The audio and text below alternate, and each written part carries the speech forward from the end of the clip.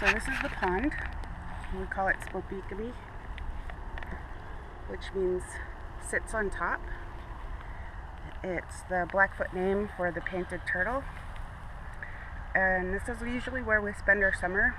There's a beaver family that lives here, and they've been living here for quite a long time. We've gotten to know the animals here pretty well, and the beaver family has gotten to know us as well because of how much time we usually spend here in the summertime. There's usually a lot of geese that come here around this time because it's nesting season, and we usually have maybe 5 or 7 couples that will actually nest here, and then couples will come over from the river once their babies have hatched and raise their babies here. So we usually have quite a bit of geese here during the summertime. And then also the magpies that live here. This is where our baby magpie Derek came from. When we found him 2 years ago, he was living in a tick zone, well, the area that we called a tick zone, which you'll see later. And he had fallen out of his nest, and so we took him home. And so here it is.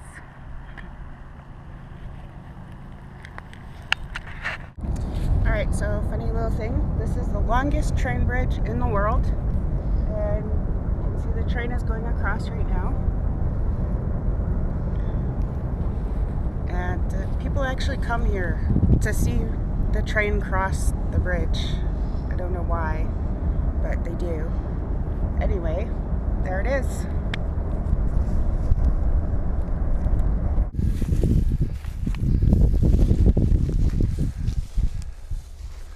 Oh yeah. So this is the wet meadows at the south end of the pond. This is usually the area that the geese choose to nest in. There's a couple islands out here that they also like to use. And you can see on this larger island, there is a pair of geese sitting there. They're probably staking out that island for themselves. And there's a pair of geese here on the shore as well. Usually we have at least one pair try and nest on this side of the flat part of the wet meadows. And then, of course, they fight over the islands because they're the best nesting spots. This here is a little back pond, and it used to be quite a bit smaller, but as you can see, the beavers have really worked on it to not only expand it, but to build up some little, like, I guess, beaver highways in there. They've got little walls all over the place that they've built, and they're building inroads into here all over the place. And they've really expanded and taken really good care of this little tiny back pond, because it used to be just a tiny little watering hole, and now it's quite a bit larger than what it used to be, thanks to the beavers that live here. Yeah, they put this in place so they could access some of the rabbit willow that's back here, otherwise known as sandbar willow, that they can't get to without going onto land otherwise. Yep, so their house is over there. I don't know if you can see on this video, but their house is over there in the main pond. And they have a deep canal that actually goes in and feeds this pond from the main pond. And then they've built in a couple of side roads here and there as well that are much smaller, but once it floods, those roads get filled up with water too. And that way they can swim in without being seen and swim out. It's really well concealed from here, but just in the edge of the forest main there in the trees is a hawk nest, and it's where the Swanson hawks nest, but they're not nested yet. They're not even returned yet from their migration, but they should be here soon. That canal is just over here, so we might as well just keep it rolling, show the beaver canal.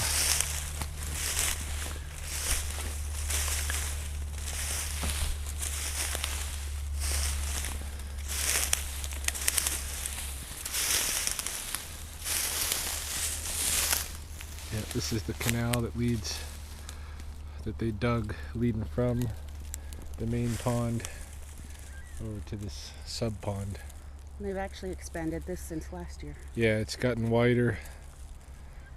I don't think you're gonna be able to jump that. No. I think we have to go around. It's gotten wider and deeper. Yeah. Might be able to go right there if you help me. Right there, you think? It's gonna be a jump for you. I know, but if you jump and are holding my hand, then, you know, help me jump across. I think I can do it. Perhaps. You see these stems? They've got cattails, little chunks of cattail stem in the water here. That's the beavers.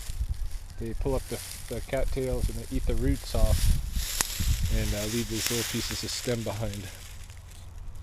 And our beavers here really like the cattails.